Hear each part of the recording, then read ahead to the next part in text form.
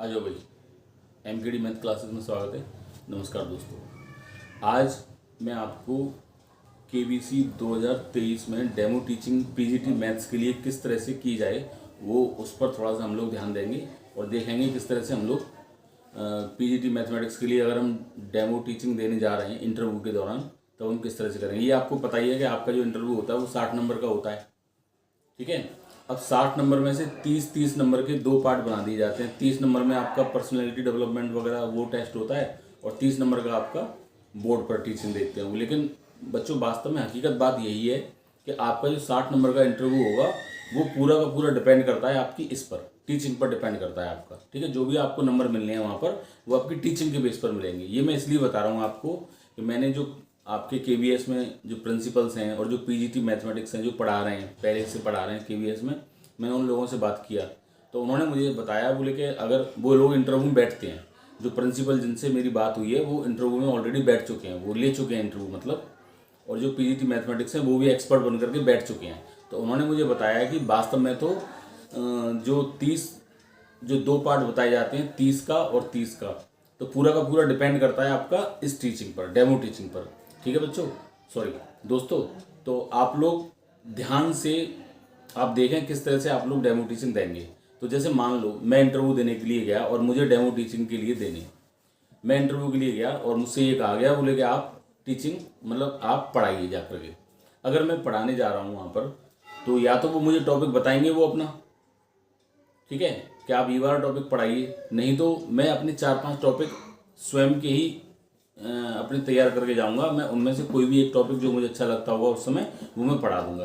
तो इसके लिए बहुत ज़रूरी है आपका, सबसे पहले तो आपका बोर्ड पर आपने क्या लिखा है, आपकी एंट्रीज क्या क्या हैं, ये बहुत ज़रूरी होता है आपके लिए। और दूसरा, जब आप पढ़ा रहे हो तो आई कांटेक्ट आप जो सामने बैठे हुए हैं उनसे किस तरह से करें। तो एक बात आप ये ध्यान रखिए हमेशा कि जब भी आप पढ़ाने जाएं, डेमो टीचिंग के इंटरव्यू में यदि आप जा रहे हैं और अगर पढ़ाने जब जा रहे हैं, आप जिस समय पढ़ाने जा रहे हैं उस समय आप इतना ध्यान रखिए कि आप क्लास मिलेगी आपको वहाँ पर। केवीएस का जब आप इंटरव्यू देने जाएंगे तो आपको एक क्लासरूम ही मिलेगा, वहाँ पे बोर्ड वगैरह होगा, सब कुछ होगा वहाँ पे, ठीक है। डेस्क वगैरह जो बच्चे बैठते हैं वो लगी होंगी। तो आप जो खाली बेंचेस रखी हो ना उनकी तरफ देखिए और वहाँ सोचिए कि यहाँ बच्चे बैठे हुए हैं, ठीक है। आप एकदम डायरेक्ट ऐसा मत कीजिए कि जो आपके सामने 4 जने बैठे हुए हैं आप उन्हीं से डायरेक्ट क्वेश्चंस करें या कुछ उनसे जैसे सवाल जवाब करते हैं बच्चों से प्री नॉलेज चेक करने के लिए, तो उनसे आपको कुछ नहीं करना। आप अगल बगल में जो खाली सीट पड़ी है उनकी तरफ देख करके और अपने सवाल जवाब कीजिए और उन्हीं का आप सवाल भी कीजिए और जवाब भी दीजिए, जैसे मैं अभी करके दिखाता हूँ आपको, ठीक है। तो मैं एक डेमो टीचिंग आपको करके दिखा रहा हूँ। और मैं देखो दोस्तों, एक चीज़ तो आप ये ध्यान रखिए कि अगर आपको डेमो टीचिंग करना है तो एनसीईआरटी का हर टॉपिक आप क्लियर कर लीजिए, ठीक है। वो लोग आपकी एनसीईआरटी आपने कितना पढ़ा है इस चीज़ को वो आपसे पूछेंगे और देखेंगे, इस बात को देखेंगे वो आपकी को। तो ये चीज़ आप अच्छी तरह से अपना देखिए। और थोड़ा सा कट ऑफ के बारे में मैं आपको बता देता हूँ। जो कट ऑफ आपकी रहने वाली है, जो पीजीटी मैथमेटिक्स की कट ऑफ रहने वाली है, जो यूआर की कट ऑफ है वो आपकी 110 प्लस है यदि आपके, तो आप इंटरव्यू की तैयारी में लग जाइए, ठीक है। अगर 3.5 टाइम्स बुलाए जाते हैं स्टूडेंट तब, और अगर 2.5 टाइम्स बुलाए जाते हैं तो 115 आप मान करके चलिए, ठीक है। तो अगर आपके इतने मार्क्स बन रहे हैं आंसर की में, तो आप अपना डेमो की तैयारी बिल्कुल शुरू कर दीजिए, पक्का बिल्कुल इंटरव्यू की तैयारी आप कर दीजिए अभी से। इसमें मत रहिए कि नहीं साहब रिजल्ट आएगा जब हम करेंगे इसके बाद, ठीक है। तो चलो ठीक है, अब ज़्यादा समय नहीं लेते हुए हम लोग स्टार्ट करते हैं। मैं यहाँ आज पढ़ाने वाला हूँ रिलेशन, 12th का टॉपिक है ये, एलजबरा, 12th एलजबरा का टॉपिक है, यूनिट फर्स्ट का रिलेशन। तो मैं रिलेशन को किस तरह से पढ़ाऊंगा वो चीज़ आप देखिए। पहले मैं ब्लैक बोर्ड एंट्री करके दिखाता हूँ आपको, एंट्री में क्या क्या लिखा जाता है। तो जब आप पढ़ाने के लिए जाएंगे तो सबसे पहले बच्चों एंट्री करनी है आपको। एंट्री में आप लिखेंगे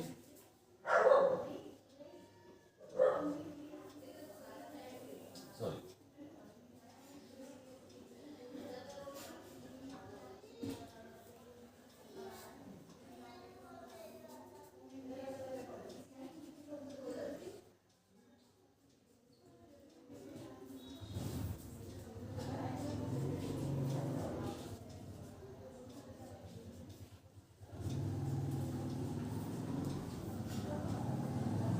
देखिए अगर आपके पास कॉपी पेंसिल है तो बच्चों आप इनको देख सकते हैं, इनको किस तरह से आपने एंट्री करनी है। तो ये 6 चीज़ें तो आपको लिखनी है। जाते जाते बोर्ड पर पहले ये एंट्री आप कर दीजिए, ठीक है। उसके बाद में अब देखो डेट में जिस दिन आप पढ़ा रहे होंगे उस दिन का डेट आ जाएगा। जैसे आज का डेट है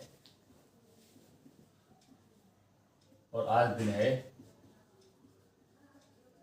सैटरडे। क्लास कौन सी का टॉपिक है मेरा? 12th क्लास का टॉपिक है। सब्जेक्ट है मैथमेटिक्स। पीरियड आप 0 पीरियड भी डाल सकते हैं, आप डैश लगाना चाहें डैश भी लगा सकते हैं, ठीक है। ड्यूरेशन आप ना डालें तो भी चल जाएगा, और डाल दें आप 10 मिनट 15 मिनट जितना भी डालना चाहें आप। आपका टॉपिक जितनी देर में समाप्त हो रहा हो उतना टॉपिक का उतना डाल सकते हैं। जैसे मैं यहाँ पे 10 मिनट्स डाल देता हूँ, तो यहाँ पे मैंने 10 मिनट्स डाल दिया, ठीक है। ये एंट्री तो आपको करनी पड़ेगी। अब इस एंट्री में आपकी कोई गलती नहीं होनी चाहिए, इसका आप प्रैक्टिस कर लीजिए। थोड़ी सी प्रैक्टिस करने के बाद में आप एंट्री को अच्छी तरह से कर सकते हैं आराम से।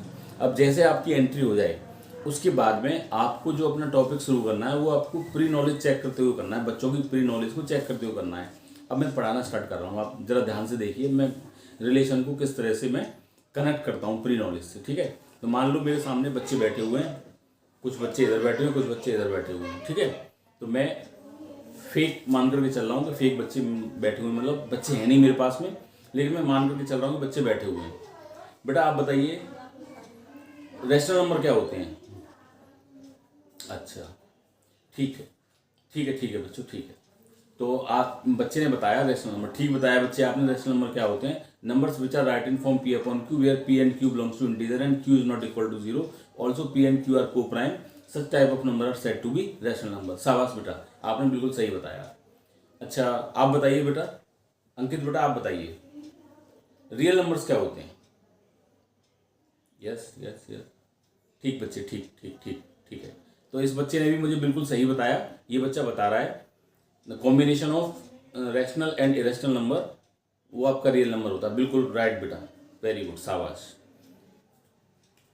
अच्छा साक्षी बेटा आप बताओ जरा। हाँ साक्षी बेटा आप बताओ जरा नेचुरल नंबर्स क्या होते हैं? यस बेटा यस, ठीक है बेटा, ओके ठीक है साक्षी बेटा, शाबाश। आपने बताया नेचुरल नंबर ये होते हैं। तो natural numbers which are started from 1 are said to be natural numbers. अच्छा बेटा एक बात और देखिए, आपने नंबर्स मुझे बताए। अब नेचुरल नंबर के सेट को हम लोग कैसे डिनोट करते हैं? उसको n से डिनोट करते हैं बच्चों, ठीक है। जैसे this is 1 2 3 4 5 6 7 and 8 and so on।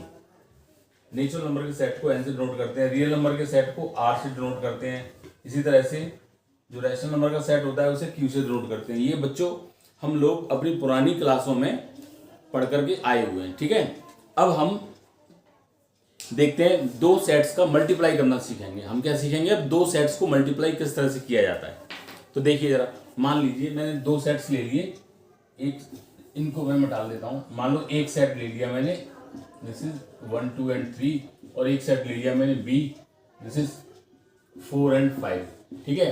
अब आपको अगर इनका मल्टीप्लाई करना है तो a क्रॉस b यदि आपको करना है तो कैसे करेंगे? पहले 1 का इसके साथ में पेयर, तो 1 4 and 1 5, फिर 2 का 2 4 and 2 5, फिर 3 का 3 4 and 3 5, तो 1 2 3 4 5 and 6। तो यहाँ पे बच्चों 6 एलिमेंट्स, यहाँ पे दोस्तों 6 एलिमेंट्स आपके आ गए। अब ये जो 6 एलिमेंट आए हैं ये पेयर के रूप में आए हैं आपके। अब देखो एक पेयर आपका ये है, एक पेयर आपका ये है, एक पेयर ये, एक पेयर ये पेयर इस तरह से आपके बन रहा है। और हर पेयर में ये 4 कैसे मिल रहा है? अगर मैं इस 1 में 3 से मल्टीप्लाई कर दूं तो 4 मिल, सॉरी इस 1 में 4 जोड़ दूं 3 जोड़ दूं तो 4 मिल जाएगा, नहीं मिल जाएगा? यस मिल जाएगा। या फिर इस वाले 4 में 4 से भाग दे दूं तो ये 1 मिल जाएगा। दैट मीन्स मतलब क्या हुआ, हर पेयर में जो दो नंबर्स आपको दिख रहे हैं ये आपस में रिलेट हैं आपस में, ठीक है। तो इसका मतलब क्या हुआ? इसका मतलब ये हुआ कि जो रिलेशन होता है हमारा, रिलेशन इज द कार्टेशियन, जो कार्टेशियन प्रोडक्ट होता है, relation is the subset of Cartesian product of two sets. Okay, this is the definition of relation. क्या बोला मैंने बोला रिलेशन जो होता है, relation is the Cartesian, relation is the subset of Cartesian product. जो रिलेशन होता है वो कार्टेशियन प्रोडक्ट का सबसेट होता है। अब देखो, तो हमने क्या पढ़ाना शुरू किया? रिलेशन। तो मेरा टॉपिक निकल के आया रिलेशन। अब यहां पे लिखूंगा मैं टॉपिक।